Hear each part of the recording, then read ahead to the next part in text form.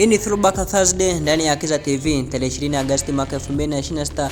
Kila siku ya Alhamisi huwa tunakuletea matukio mbalimbali ya kimpira ya kustajabisha yaliyotokea katika miaka ya nyuma sana. Kila siku Alhamisi ndani ya Akiza TV. Pia mpenzi mtazamaji wetu, kabla tujaendelea na kukumbusha usisahau kusubscribe katika YouTube channel yetu. Tunapatikana kwa jina la Akiza TV Tanzania. Andika Akiza TV Tanzania utaweza kutupata kwa uzuri kabisa. Subscribe, like, pia share na comment. Na kule TikTok tunapatikana kwa jina la Akiza TV Tanzania. Follow pia na page zetu za Facebook tunapatikana kwa jina la Akiza TV, na Instagram tunapatikana kwa jina la Akiza TV.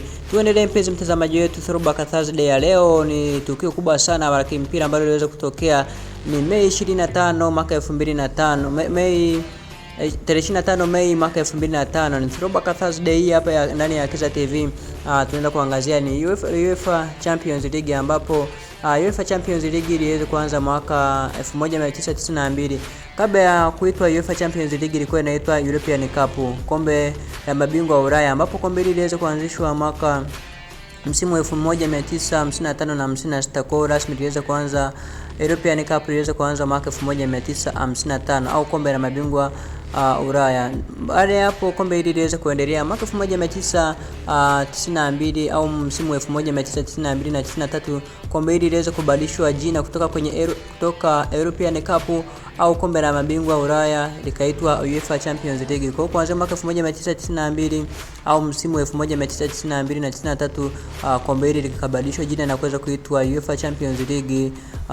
Kombe hili likaweza kuendelea, ambapo katika historia Real Madrid ndiye amechukua mara nyingi kombe hili la UEFA Champions League, ambapo ameweza kuchukua mara 15, AC Milan ameweza kuchukua mara 7, Liverpool ameweza kuchukua mara 6, Bayern Munich mara 6 na Barcelona mara 5. Lakini kubwa zaidi throwback ya leo tunaenda kuangazia comeback kubwa iliyotokea katika UEFA Champions League mwaka 2005 tarehe 25 Mei mwaka 2005.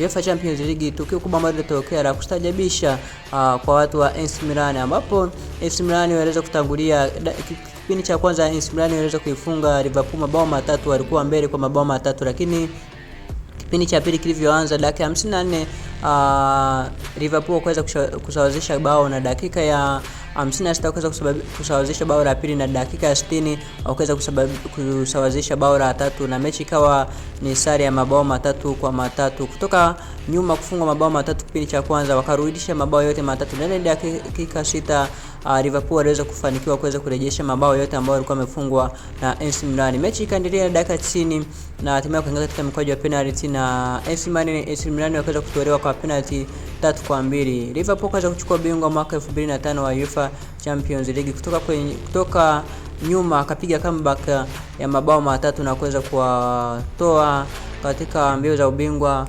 AC Milan mwaka 2005. Liverpool yeye ameshachukua ubingwa mara 6 wa UEFA Champions League, lakini AC Milan yeye amechukua mara 7, ambapo Liverpool alichukua mwaka 1977, 1978, 1981, 1984, 2005, ambapo ndo alimfunga AC Milan, na 2019. Lakini AC Milan yeye ametoa zaidi ya Liverpool, yeye ametoa mara 7. Alifanikiwa kutoa kombe hili kwa mara ya kwanza mwaka 1963, akatoa tena mara ya pili mwaka 1969, tena 1989 akatoa tena mara 1990, na akatoa tena 1994 na 2003, na mwisho 2007. Kumbuka Real Madrid ndiye ametoa mara nyingi, mara 15, akifuatiwa na AC Milan mara 7, Liverpool mara 6, Bayern Munich mara 6 na Barcelona mara 5. Hapa ni Akiza TV mpenzi mtazamaji, tunakukumbusha usisahau kusubscribe, pia kulike, kushare na kucomment.